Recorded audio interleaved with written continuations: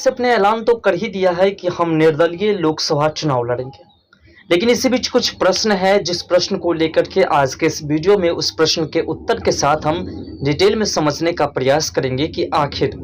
मनीष कश्यप जो निर्दलीय चुनाव लड़ेंगे और वो भी वैसे प्रत्याशी के सामने जो कई सालों से लगातार उस क्षेत्र में जीत हासिल करते आए हैं, तो क्या उस क्षेत्र में किस मुद्दा को लेकर के मनीष कश्यप चुनाव लड़ेंगे और किस मुद्दा के माध्यम से मनीष कश्यप को उस क्षेत्र में वोट मिलेगा,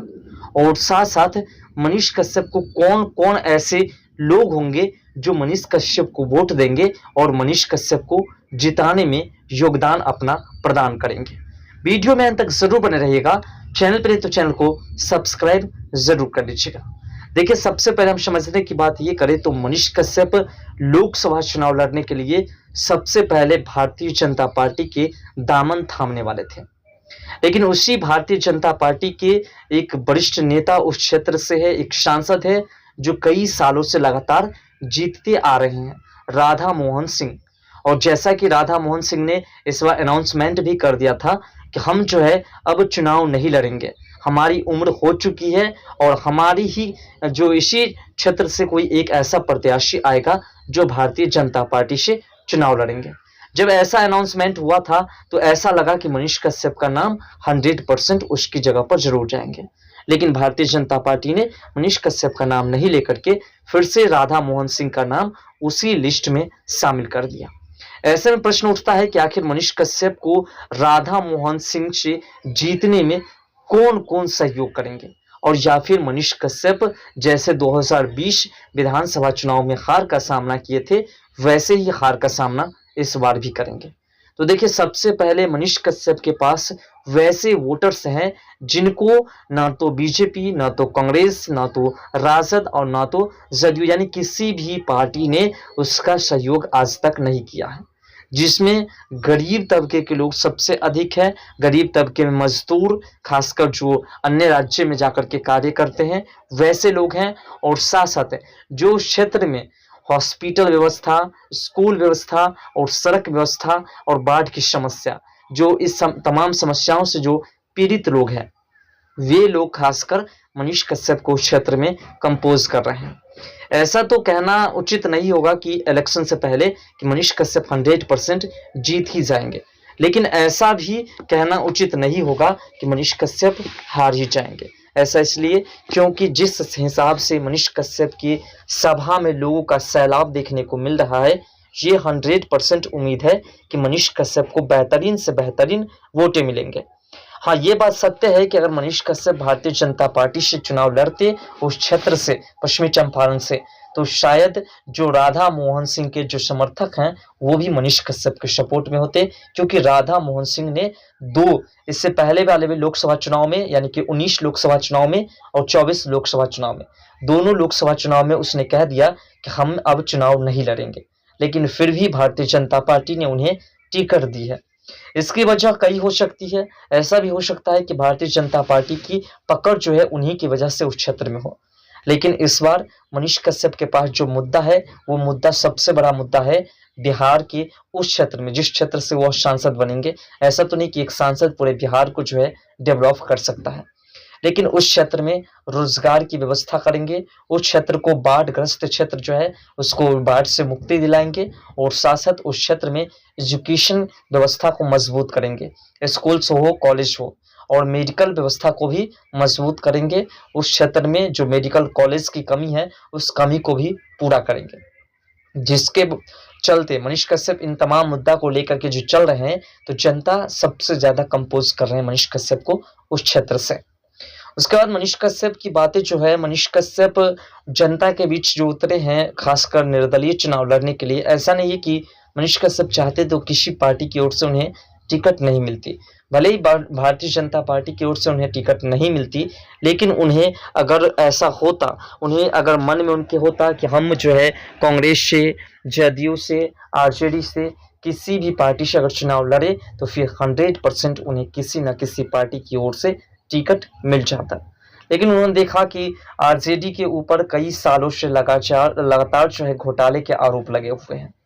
तो फिर उस पार्टी में को अगर हम ज्वाइन भी करते हैं तो जनता हमें कंपोज नहीं करेगी। अगर हम सही कार्य करने के लिए भी तैयार होंगे तो जनता हमें सपोर्ट नहीं करेगी।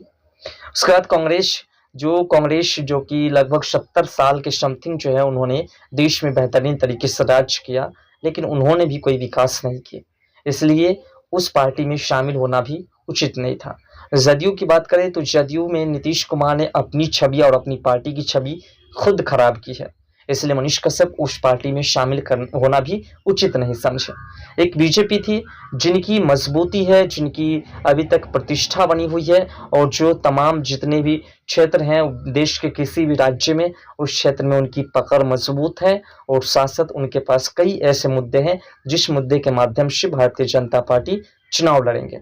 खासकर हमारे देश के यशस्वी प्रधानमंत्री जी का चेहरा सबसे अहम चेहरा है, तो उसको लेकर के भी चुनाव लड़ सकते थे। तो इस पार्टी से अगर मनीष कश्यप को टिकट मिलती तो फिर बेहतरीन से बेहतरीन जीत हासिल होती। लेकिन मनीष कश्यप अब जिस मुद्दे को लेकर चल रहे हैं, इस मुद्दे में खासकर जो मजदूर तबके के लोग हैं उनका सपोर्ट सबसे अधिक मनीष कश्यप के पास है। कुछ लोगों के मन में ये भी ख्याल आ रहे होंगे कि यादव जो है वो अपनी जाति को लेकर के सिर्फ तेजस्वी यादव को सपोर्ट करेंगे। तो आपको बता दें कि तेजस्वी यादव की जो यादव परिवारवादी और जातिवादी जो रणनीति है उसके माध्यम से यादव एक भी अब जो है भ्रष्ट सरकार के खिलाफ जो है आवाज उठाना शुरू कर, यानी कि भ्रष्ट सरकार के समक्ष एक भी नहीं है, अब उसके पक्ष में कोई भी ईमानदार यादव नहीं है। ऐसे में मनीष कश्यप को महिला, बच्चे, बूढ़े सभी हर एक कास्ट के हिंदू, मुस्लिम, सिख, ईसाई सभी जो भी उस क्षेत्र के हैं सभी के सभी का सपोर्ट, प्यार, दुलार मिलता हुआ दिखाई दे रहा है। और इससे स्पष्ट है कि मनीष कश्यप जो है राधा मोहन सिंह को टक्कर दे सकती है उस क्षेत्र में। मनीष कश्यप को जो मुद्दा मिला है उस मुद्दे के माध्यम से मनीष कश्यप जीत हासिल करेंगे। और खासकर मनीष कश्यप जब जेल गए थे तो उससे पहले कि मनीष कश्यप के जितने भी वीडियोस को आप उठा करके देख लो, उन तमाम वीडियोस में मनीष कश्यप की वही छवि दिखाई देगी जिसके माध्यम से मनीष कश्यप ने सिर्फ घर घर जाकर के, क्योंकि उस वक्त मनीष कश्यप की आर्थिक स्थिति बढ़िया थी और वो घर घर जाकर के लोगों की मदद की, लोगों को जो उनके पास था वो लोगों को देने की प्रयास किए। और यही कारण है कि आज उस क्षेत्र में मनीष कश्यप की मजबूती बनी हुई है। और साथ साथ मनीष कश्यप के पास बीजेपी वोटर्स भी हैं। ऐसा इसलिए क्योंकि मनीष कश्यप के घर जब मनोज तिवारी जी पहुंचे तो उस वक्त मनोज तिवारी के माध्यम से मनीष कश्यप के पास बीजेपी के भी बहुत सारे समर्थक शामिल हुए और उनको सपोर्ट करने लगे। ऐसे ही और जो है बीजेपी के कई नेता जब मनीष कश्यप जेल गए थे तो उस वक्त मनीष कश्यप के सपोर्ट में आए। और खासकर मनीष कश्यप जो है बिहार के उस वक्त की सरकार और जंगल राज की सरकार यानी कि लालू प्रसाद के बेटे तेजस्वी यादव के खिलाफ उन्होंने आवाज उठाया था। और उस आवाज को लेकर के मनीष कश्यप के सपोर्ट में भारतीय जनता पार्टी के काफी समर्थक आए। और मनीष कश्यप के पास जो मुद्दा है उसी मुद्दा को लेकर के मनीष कश्यप को वोट मिलेगी। और वोट मिलेगी तो 100% उम्मीद है कि राधा मोहन सिंह को इस बार पश्चिमी चंपारण से हार का सामना करना पड़ सकता है। और मनीष कश्यप के साथ जो 2020 विधानसभा चुनाव में हुआ था, यानी कि मनीष कश्यप को जो हार का सामना करना पड़ा था, वो इस बार जीत में बदलने वाली है। फिलहाल मनीष कश्यप के पास जो मुद्दा थी उस मुद्दा को हमने आपको बताने का प्रयास किया। और आपके हिसाब से कोई और ऐसा मुद्दा लग रहा है जिस मुद्दा के माध्यम से मनीष कश्यप को वोट मिलेगी, और या फिर मनीष कश्यप की कोई ऐसी छवि दिखाई दे रही है जो बेकार है, तो वो भी अपना राय कमेंट सेक्शन में जरूर दीजिएगा। और सभी जितने भी उस क्षेत्र के तमाम लोग हैं उन लोगों से निवेदन है कि आप लोग सभी मिलकर के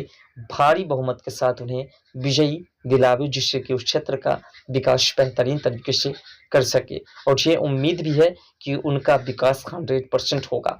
खासकर मनीष कश्यप ने गुंजन सिंह और पवन सिंह का सपोर्ट भी किया है, और ये दोनों भी चुनाव लड़ने के लिए गुंजन सिंह जो है निर्दलीय से अपना जो है नामांकन भी करवा चुके हैं और मनीष कश्यप का सपोर्ट है। तो कुछ लोग जो मनीष कश्यप क्षेत्र जिस क्षेत्र से चुनाव लड़ रहे हैं उस क्षेत्र में गुंजन सिंह के सपोर्टर भी होंगे, और जो गुंजन सिंह के सपोर्टर होंगे वो मनीष कश्यप को सपोर्ट करेंगे, और जो गुंजन सिंह के क्षेत्र में मनीष कश्यप के सपोर्टर होंगे वो मनीष कश्यप के माध्यम से गुंजन सिंह को सपोर्ट करेंगे। तो ये एक्स्ट्रा पॉइंट है और इस पॉइंट के माध्यम से भी जीत हासिल करने में एक बेहतरीन से बेहतरीन मौका मिलेगा। तो मिलते हैं नेक्स्ट वीडियो के साथ, तब तक के लिए बाय। जय हिंद, जय भारत, जय बिहार, जय मिथिला, जय सनातन।